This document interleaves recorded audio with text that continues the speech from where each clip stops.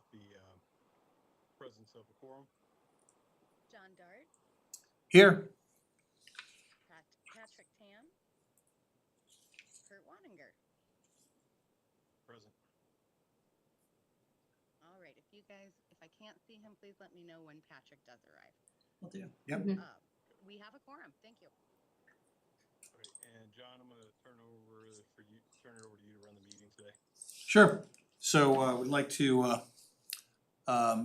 discuss the approval of the minutes, see if there's any questions on approval of the minutes from May 27th of 2025. Anyone have any questions about those? No questions? If not, look. I'll make a motion to approve the meeting minutes as presented. I second. Marla? Yes, John Dart, Yes. Kurt Waninger. Yes. Motion carries 2-0. All right, let's get into the items of business that are on this month's agenda. The first thing on the agenda is a payroll update. An opportunity to talk about current and past reconciliations, and I'm going to turn it over to Marla and Kelly to kind of give everybody an update. Thank you, Counselor Dart. I want to introduce remotely, she is in the building while I am not, Lauren Weaver, who is the payroll manager to you. And I asked Lauren to join and asked Kelly to kind of join in with Lauren because they have been working on payroll, and I felt like the update would be most appropriate coming from them. And then I can add a little bit when Lauren's done about the in-PERS issue back from March that I felt like was addressed, but perhaps it wasn't. So I'll take care of that after Lauren gives you the rundown on what she's been doing. So everybody, Lauren Weaver. Okay. Well, I've been working with the CT's office as well as Kelly and Brady on the issue of the Social Security that was returned to us about the third week of March. That's been confirmed. So we have also uploaded all of our Social Security city portions up to the in-PERS for everybody or into One America. So that situation is completed. We have several projects on the wire right now.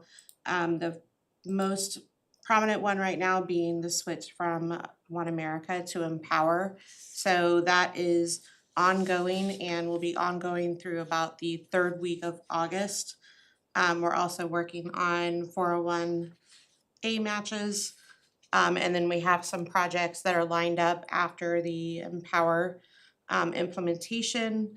That project alone has about 3 parts to it. I won't get into the specifics. We're going to be doing some connections for the fire and police departments that'll be taking their third-party time systems and getting those hours uploaded into ADP with a little bit more ease. And then we have carrier connections that I'll be working with benefits on with Brady's department, and that's for all of our benefit carriers. I think, and that's enough for right now, and we'll do another rundown, hopefully in a couple months, on where we're at with all these projects. As far as the payroll though, maybe I'm not stating this correctly, but as we found mistakes in the payroll process, we immediately made employees whole and took care of them. I guess, are there any, is that all complete? Is that all done? Is that all updated? Is everybody square? And what's the implications, or if there are any, to the city? And will anything come before the council for any reconciliations? I don't think there's anything that will be coming to the council. All the employees have been made whole. Okay. and payroll has been running really smoothly. Lauren has jumped in and done a great job of getting up to speed. We did get it confirmed that we got $144,000 refund back for the Social Security overpayment. That was a special payroll run that was done on March 24th. And Lauren was able to confirm it, that we did actually, I don't think we actually hit the bank until what, like a month later, Lauren? It was about the third week of March. Yeah. Yeah. Well, that's when they processed it, but I don't think it hit the bank until like April. I thought, it was maybe like a Yes, month I'm later. sorry. Yeah. You're correct. Yeah. So we did, so I do want to give reassurance to everyone that we did get that overpayment back, because that was a huge sum of money that the city was out for a couple months. As far as the public safety, they have all been, all the 401A contributions for public safety is all current and caught up. All their deposits have been made into their 401A accounts with One America. So that's completed. All the accruals have been done and updated. And I think, from my understanding, unless Lauren, you're getting some like one-offs, if there's some payroll or some accruals that may not be right, but I'd say we're 98%. It's accurate. As far as the 401A match for civilians, Brady and I and Lauren met today to go through that. There was some information we were waiting on from Baker Tilly, and we finally got that last week. But there's a few more pieces that Lauren has to look into. And once she gets that done, I'll be able to do the manual calculations for the last 11 weeks, and hopefully maybe by the end of this week, we'll have civilians caught up as well. As far as kind of what the cost to the city, as far as, there's obviously gonna be the cost of what we've been paying Baker Tilly. We haven't received all their bills yet of what we've been paying for their outside consulting services to get caught up on that. I think we've only had a bill, maybe Danielle, maybe 20-some thousand. 25,000. Yeah. We haven't received any other bills, but I know those should be coming. What do we think it's gonna be? I'm assuming 50-60,000, to be honest. Total, just everything that they've Yeah, done? but please don't hold me to that, No, because I- yeah, Okay, but just for their services. And then as far as the one thing that we had all talked about, because of all the inconveniences that that basically public safety was caused by the payroll mishaps, there's around $5,000 of health insurance deductions that we paid on public safety's behalf, and just some other errors that we did not go ahead and collect. So we didn't want to go back and dock their pay for those health insurance deductions that we didn't collect for a couple of pay periods. so where do those dollars then come from? Just out of the city's budget. General funds. Pardon me, General funds. general funds.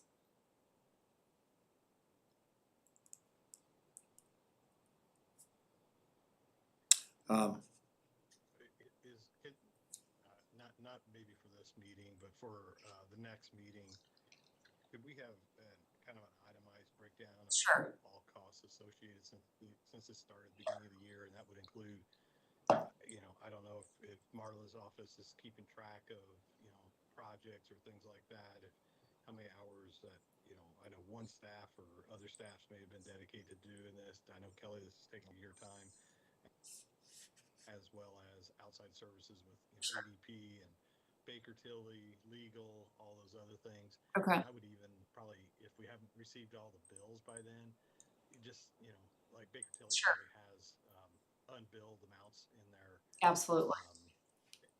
system, so you could probably get the unbilled accounts. I just kind of like to know, what that total lift has been for the city, or impact has been on the city in regards to this. Even the portions like you mentioned with, you mentioned a dollar amount with Social Security, Right. which was not in our possession for a while, what that dollar amount was, as Yes. well as what out of our pocket that we're paying for, and not going back and making employees pay for it because it wasn't deducted from their payroll properly. Sure.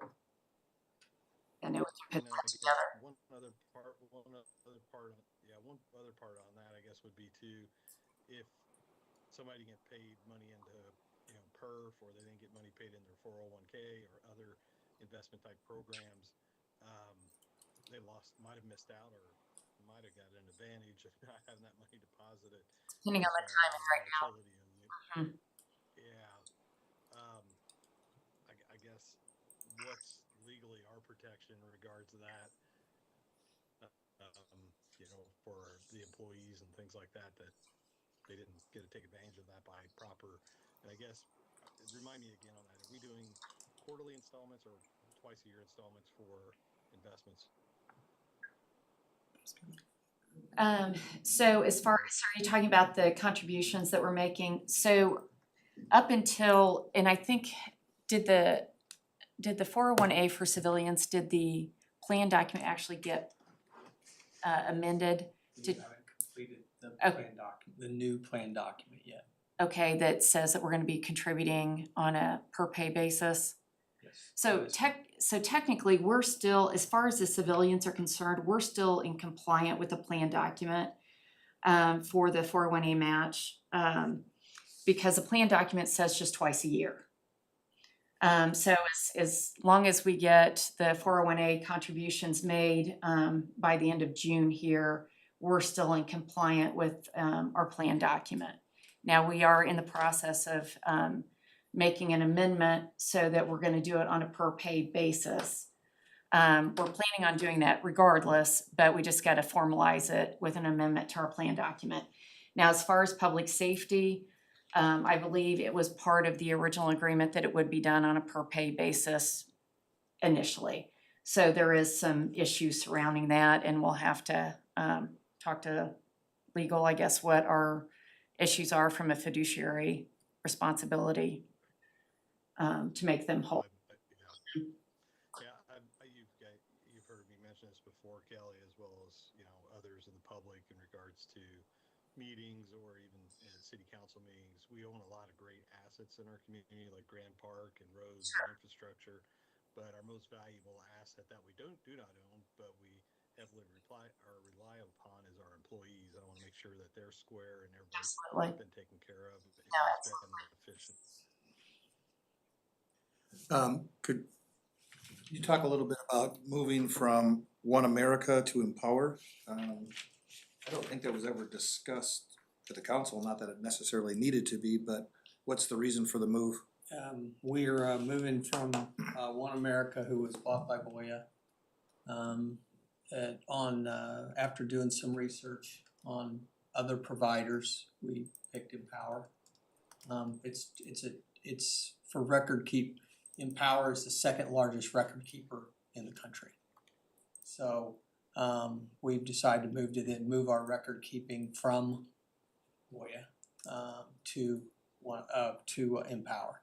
And that will take place towards the end of the summer. It'll probably take most of the latter part of the month of August to make all the transition. That will be completed. Right now we're, as Lauren mentioned, towards the end of August. And then it's where the employees, they really don't have to do anything. That's all the work is taking place with Empower. Pete, Amy, who's our broker, is actually leading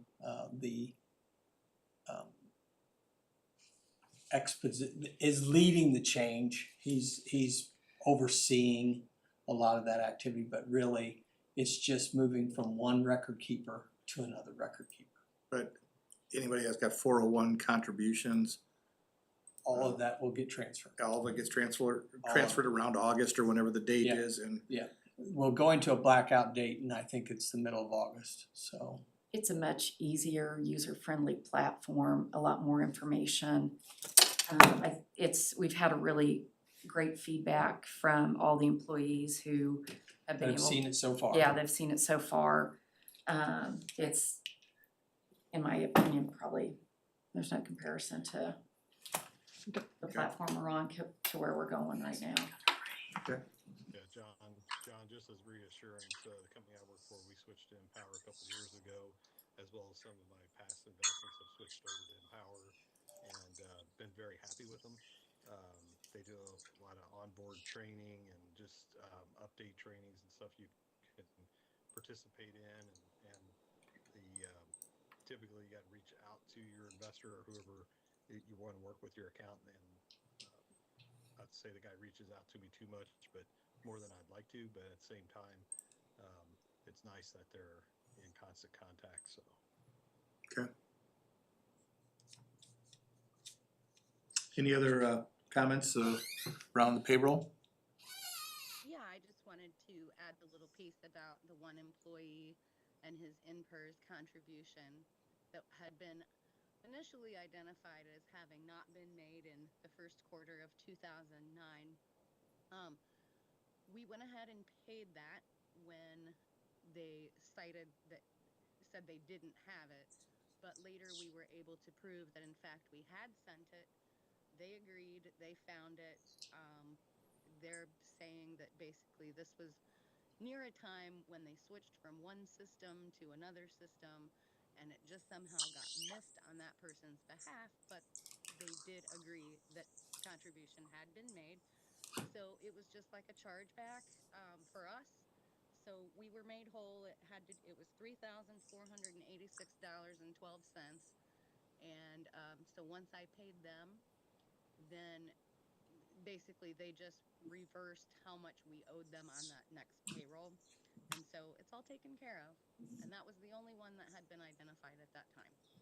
And they have not identified any more since. So that kind of wrapped that up. But if you have questions about it, I'd be happy to answer. No, appreciate that. Let's move on to the second item, which is the 2024 ACFR status and update. And Marla, we've got your name next to that. Yeah, no problem. Kelly and I had a fantastic conversation since I'm working remotely right now, but conversation meeting nonetheless.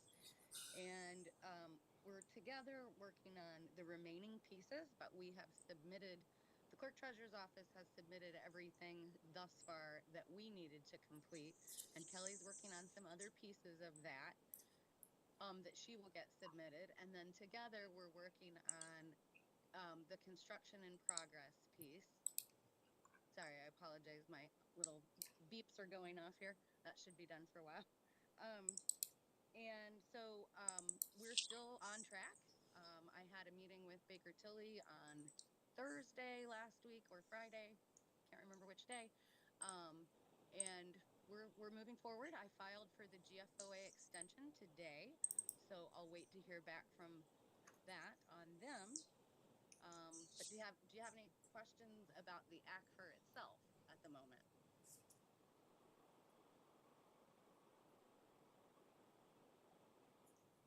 Kurt? yeah, sorry, I was on mute.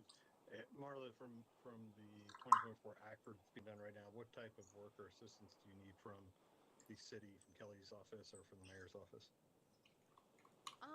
Kelly and I are in good communication, so I feel like, we're getting it tackled. She's working, well, she can tell you what she's working on as far as the pieces that she's going to add, but I feel very supported and we're moving forward. I think we had 51 total pieces that we had to enter.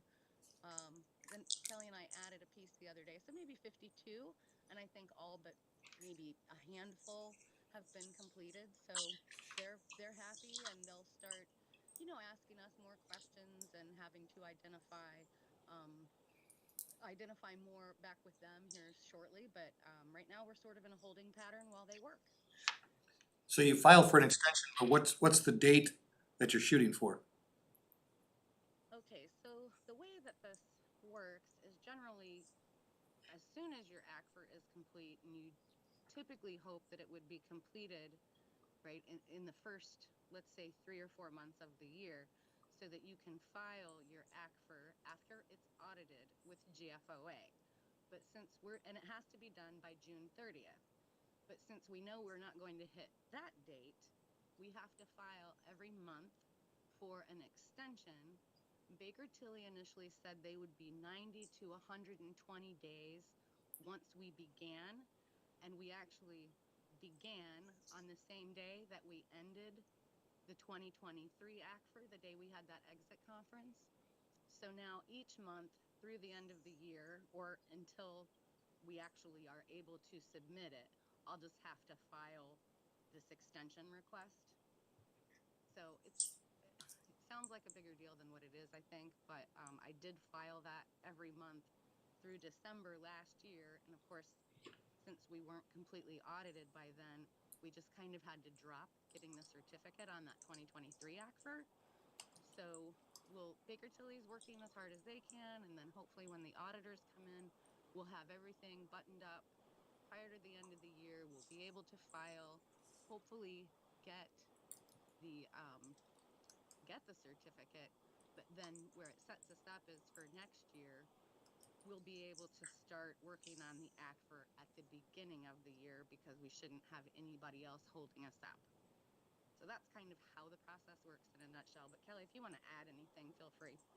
So, yeah, I'll just add just a little bit. So basically what happens is you can't start a new ACFR until the audit is done so in our situation, we couldn't have Baker Tilly start the 2024 ACFR until the 23 was complete because you need accurate beginning balances. Gotcha. And so if there's a lot of changes, and to be honest, we weren't sure what was going on with any changes from the State Board of Accounts until really probably when you say, Marla, the last couple of weeks leading up to the closing conference, to the exit conference, that we finally found. Yeah, there were just like a few little small changes they wanted, but nothing substantial or material. But you can't really you can't start the next one until the audit of the former one is complete. So basically, Marla and her team started uploading all the information immediately. The exit conference was on May 1st. Everything, her and her team have been uploading everything. And then I've been working on just, they're called SABIT agreements, subscription-based information technology agreements, lease agreements, prepaid expense information. And then Marla and I are working together on QUIP and capital assets, trying to get those wrapped up. And those are some of the bigger pieces that take a while, working with all the department heads on getting all that information. And Marla, I reached out to Summer because I couldn't attend. We had a budget meeting on Friday, so I couldn't attend the update on Friday. But I asked Summer because I know they had a meeting with Forbes. So they have several clients where Baker Tilly is doing the compiling and Forbes is doing the auditing, just to get an idea of when they're expecting to hand this over to Forbes to start their audit. And their goal is September 1 to hand it over to Forbes.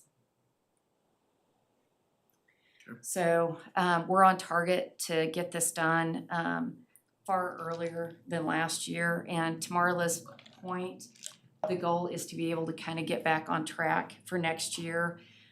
With a typical ACFR, you want to have it done by April 1st so that the auditors have plenty of time to get through their audit, and we can get it submitted to the GFOA by the 6/30 deadline.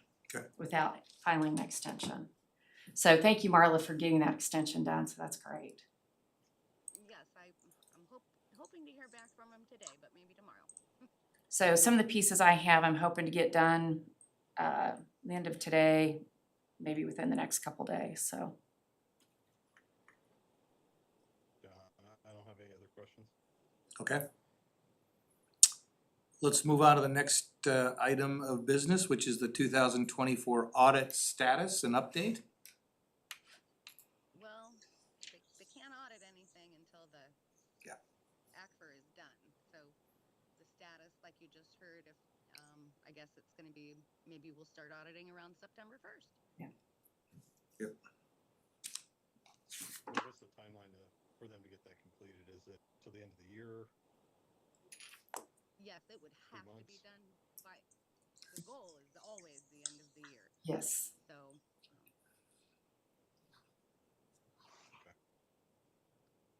All right, let's review the monthly reports. Appropriations report.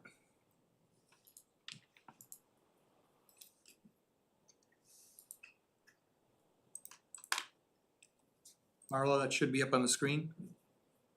Yeah, I can see it. Do you guys have any specific questions about what you're looking at? I'm never really sure what you want. So if you can provide me any details where you'd like me to focus on something, I'm happy to do that, or something that you've observed.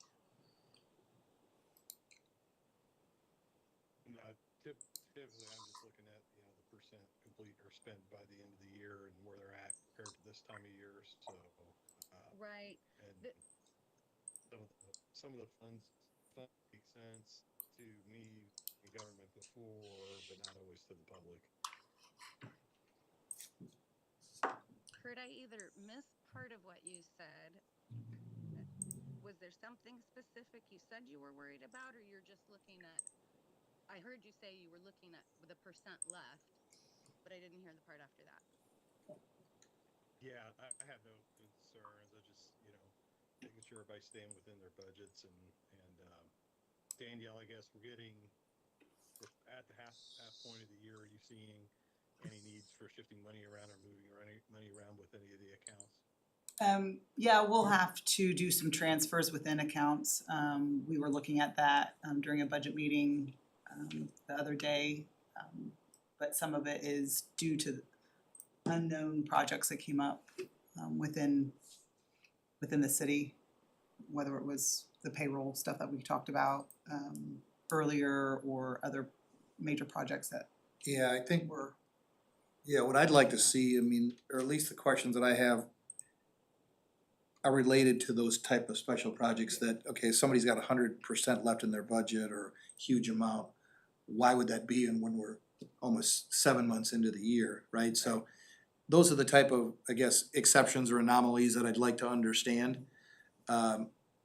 So in the future, I could either come with certain line items or somebody, either you, Danielle, or Marla could say, hey, here's a couple of examples of situations that are not normal, and here's what's going on. We can do that. Yeah, I just think that makes it, And some of them, like, I'm gonna pick on Christopher right here. I know, like some of his is heavy front load because they're subscriptions, right? And so then the back end isn't as heavy for him on some of his. yeah, that makes sense. So we can go through that.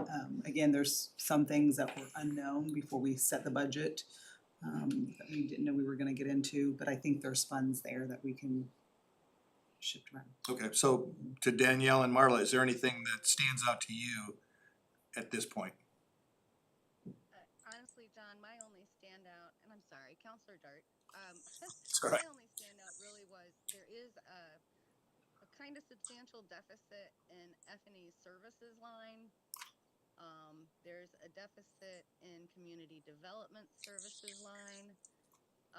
But I don't really know the answer to F&E's deficit, but I did want to dig a little deeper. And community development, I don't know if you guys are aware, but when customer service used to have a $500 maximum before we would take credit cards, and we lifted that maximum, so their charges are far more significant. However, we also charge them for it, and that revenue flows back to miscellaneous in the general fund. So while it appears to be a deficit, I don't really have a concern about it. I just wanted to be able to explain it to you. So, what happens, Danielle, for example, on F&E services, $112,000 Look up to that one. overspent? How does that get communicated, or how does that, what happens there? I mean, Yeah, I'm gonna have to look into that more because there should have been, we did a encumbrance there, and so it should calculate properly. I'm not sure. I'm gonna have to look at that one because I know we encumbered funds because of the remodel here, so I don't know if it's part of that or if it's truly over budget. And it just looks that way. Marla, I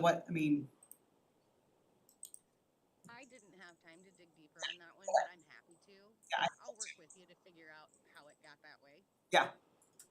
And what was the other one?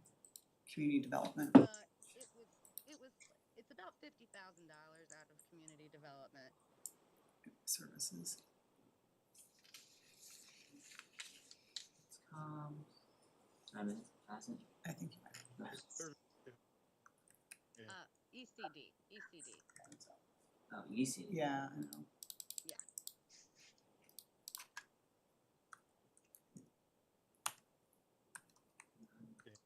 I'll go right there. Right there. It Yep. says ECD. Can you hear me okay? CD. That's my bad. Again, I know that we did some encumbrances there from last year. Again, I'd have to dig. But it's also, I believe it's also what Marla said about the Right.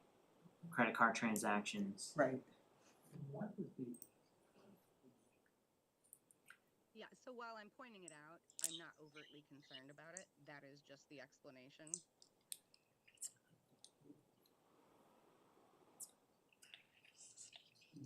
Yeah, I didn't think so. And Marla, if somebody's over on a fund item, but that 301 account, one of the account numbers, they can do a request to you to move funds between those lines.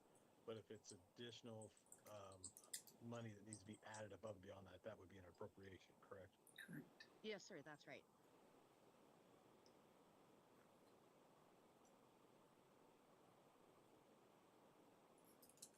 Okay, I don't have any other questions.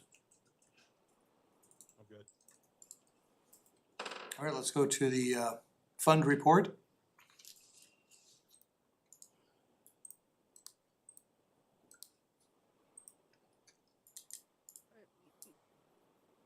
I don't have anything here that is concerning again, so I guess I would ask if you feel like the fund balances align with your expectations, or what specifically would you like me to point out in future presentations?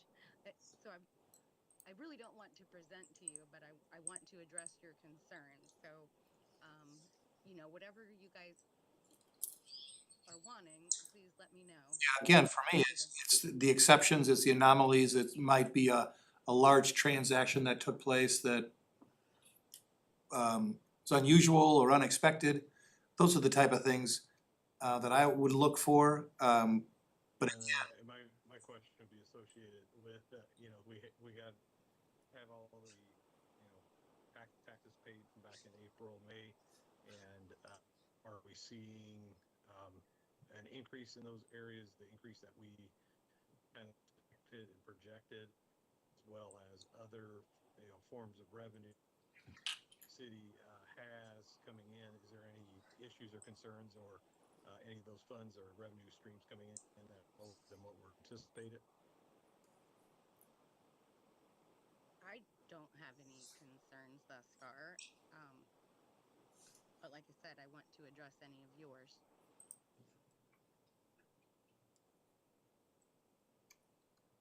I don't have any, Kurt.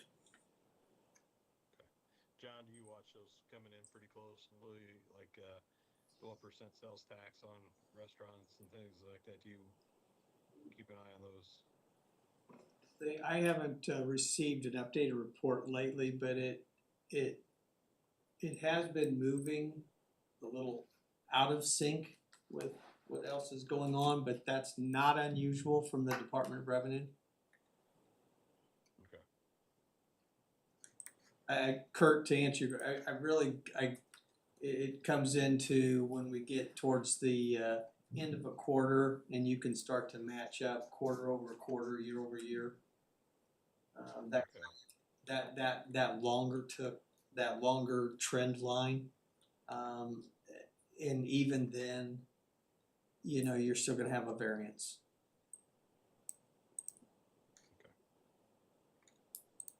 I just want, with the economy and things like that, or with, things that are going on, if we were seeing any reductions. We're pretty hardy in Hamilton County, I think, compared to a lot of the surrounding areas when it comes to that type of spend. Okay. And obviously, I guess I can add, I'm sorry, Kurt, didn't mean to interrupt you, Counselor Waninger. We did receive June's property tax settlement, but we're still talking about May. So there might be a little bit more to talk about from a property tax perspective next month, but we don't want to talk about June and when we're reviewing May. So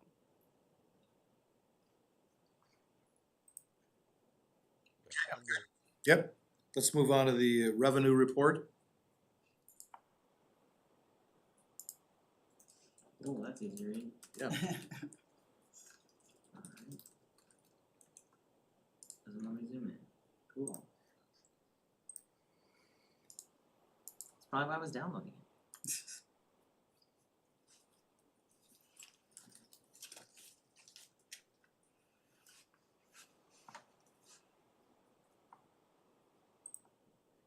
Anything in here, Kurt, that caught your eye? Nothing specific now. I will give a little shout out to Westfield Welcome. I had sent them a note. It was really last year, but in terms of their programs and the projects that they work on, they have really been bringing in some nice revenue throughout the year, last year, this year. But so they're doing a great job. They deserve some kudos there for that. But everything else is kind of moving, I think, as expected. But again, I'm just wanting to make sure it meets your expectations. Thank you, Marla, for those kudos. I'll pass that along. Thank you. You're welcome. Okay, awesome. If we don't have any questions there, let's move on to the clerk treasurer's investment update. Okay, I do want to apologize because I was only able to do this today. But I'm trying to develop a report that would be satisfactory that I can do like on a monthly basis to you. So I looked at, we have 11 different investment accounts, and this will include these totals RDC, which is in a different bucket as far as I'm concerned, but I had to include them just to make, I did include them to make the report accurate from my perspective. So year to date, we've earned $1,141,564.38 in interest. Month to date interest, including again RDC, is tracking. We made $152,475.73 this month. We've still got $23,628,000 in treasuries as far as the general fund go. Same ladder that we had last time. And when we talked about this back in March, I had mentioned that there were some upcoming maturities. And I did elect at that time just to go ahead and divest them, to put them back into the general fund to fund 244 and 266 primarily. But again, we still have $23.6 million there. And then we have 3.354 in rainy day investments and treasuries also.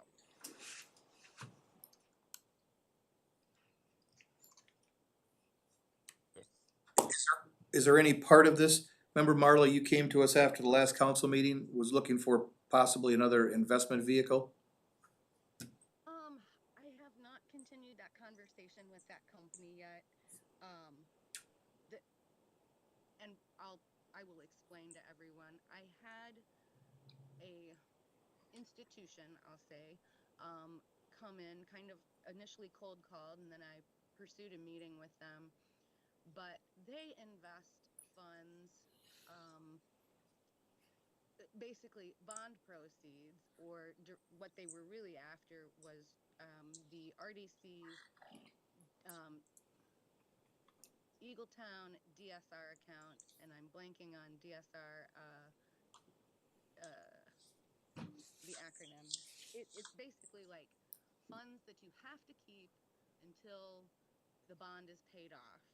Well, we already have it invested, but they want to invest it and manage it. And I asked for some references, and because I haven't really been in a position to pursue that from my desk while I'm working remotely, I just kind of tabled that, but I will bring it back to you after I speak with them and get more information. I mean, their idea is that they can manage bond proceeds, and ensure that we get back in interest what we spend in, like service charges and, but that has to be tracked because you can't actually make more than what you spend. So, but it is a vehicle that I didn't even know it was something that could be done. So I'm just gonna continue that conversation, but wanted to be upfront about it when I mentioned it after the council meeting. So I'll keep you posted on that one. It's a debt service reserve, Marla. Thank you, John.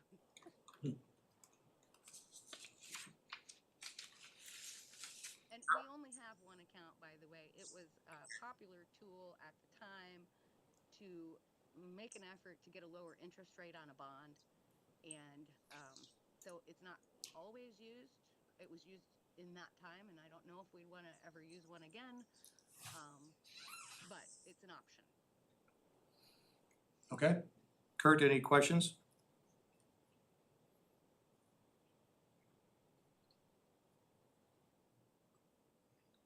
Guess not. Are you on mute by any chance? Oh, he dropped off. Oh, he's froze. Mute and froze. I'm here. Okay. I'm good. I was on mute. I was on mute and I didn't realize it.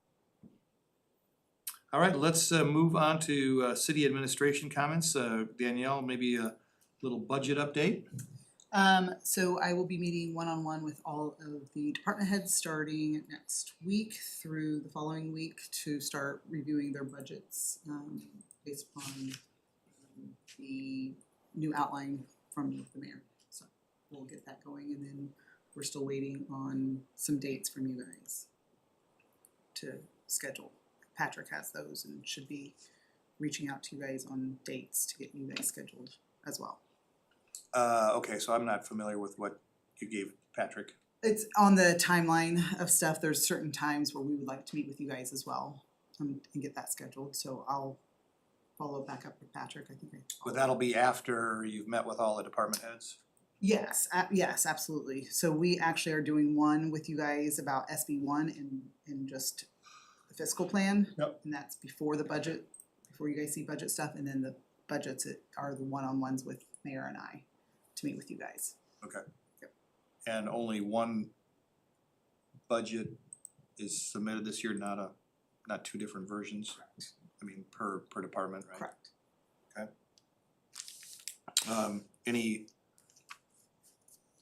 Any issues or things that are coming out of the process this year that are different from prior year or? No, it will be much easier to do comparison Right. this year. I know that was a big Yeah. push on your end. Marla, has everybody got budget vision now, and has that all been taken care of?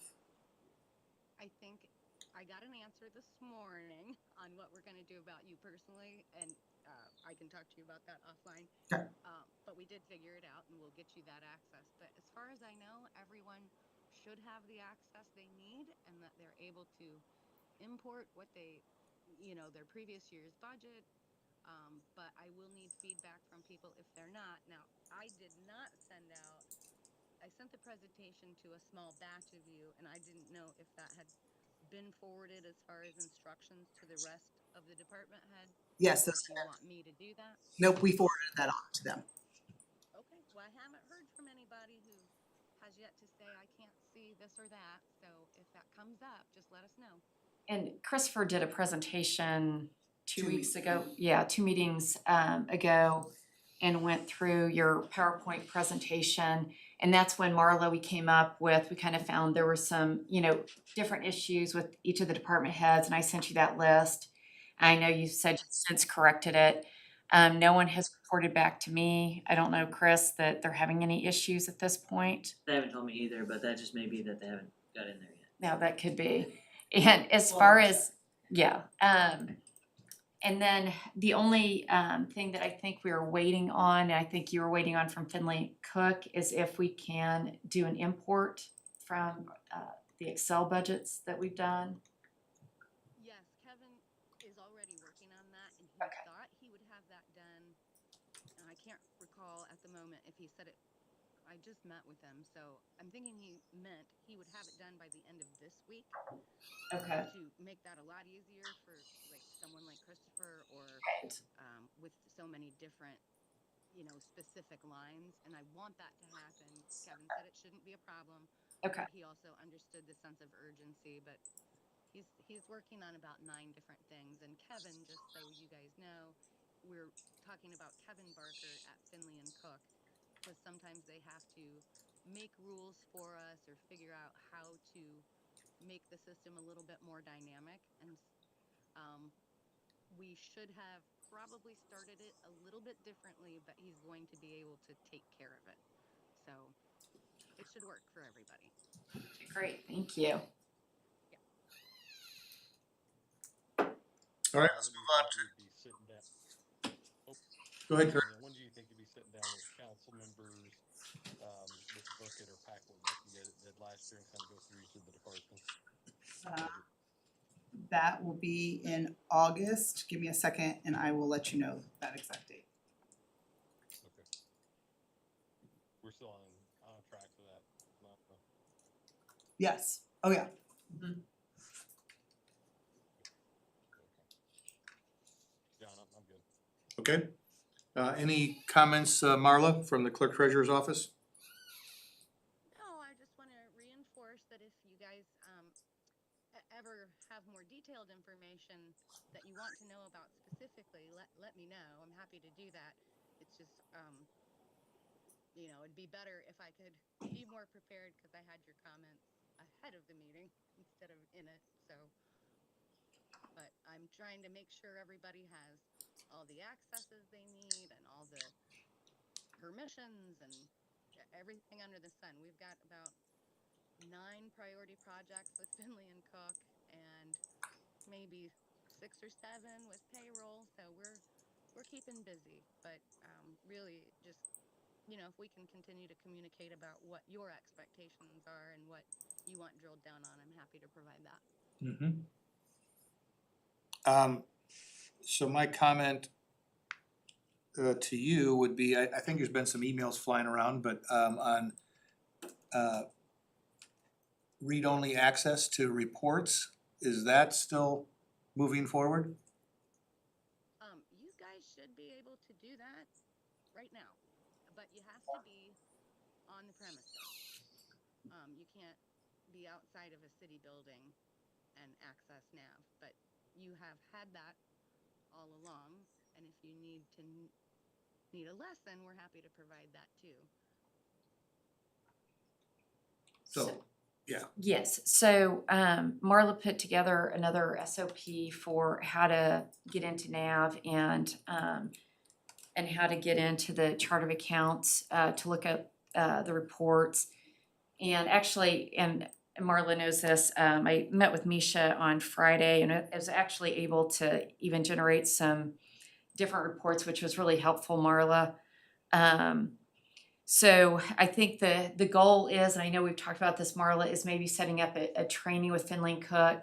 We sent out the SOP, Danielle sent it out last week to the directors to make sure that, they all have access. And if they had any questions, again, I haven't, heard back from them, but I still think it would be helpful and maybe the counselors, if they wanted to come, to have Finley and Cook just put on a training of just going through it, hands-on training. Everyone brings their computers and they get into it and make sure that they can generate the reports and have the access they need. And if there's any kinks, maybe Finley and Cook could work it out then. Yeah, I don't have a problem with that at all. It's been kind of because NAV is so expansive, right? It can do so many different things. Right. If we can put together a list of specific trainings, Sure. that would be very helpful. And I'm happy to set that up. And Misha can also do a training. But some of it's very simple, some of it's a bit more complex. And so it's, what do those trainings look like? Sure. And, can we tackle five pieces of NAV that are maybe more like low-hanging fruit that there's just not an awareness of how to do it. And so certainly the chart of accounts seemed like a pretty easy one to say, just, you know, here's an SOP and make sure you can access what you need to be able to do. But Sure. I don't even know if everyone, like if there's only 3 councilmen, by the way, who have license. It's you, the finance committee, in NAV. So if you, you know, it would certainly be understandable if you guys don't know how to access it, but the access is there. So I would like to ensure that you get what you need. And that would be as simple as just showing up. Yeah, I'll resend some of those requests that I had sent prior to you that we sent out of what kind of trainings we were wanting. So I can resend that to you. No, I have the email. It's just, again, it's really broad, so, because not everybody is going to have the same ability, but, so it's, I guess what I'm asking for is specifically like where it would be very broad, because you have view only, and you want to be able to drill down, like what Kelly needed was to see a specific invoice. And if we just need to walk through that process, we'd love to do that for you. But it was kind of the more broad, like how to create an invoice. I felt like that was in your email, and I apologize, I'm not looking at it at the moment, but I'd have to go back and look. okay, yeah, just we'll communicate about what it should be, and I'm happy to set it up. All right, with that, I think we've captured all the items on the agenda. So if I could have a motion to adjourn the meeting?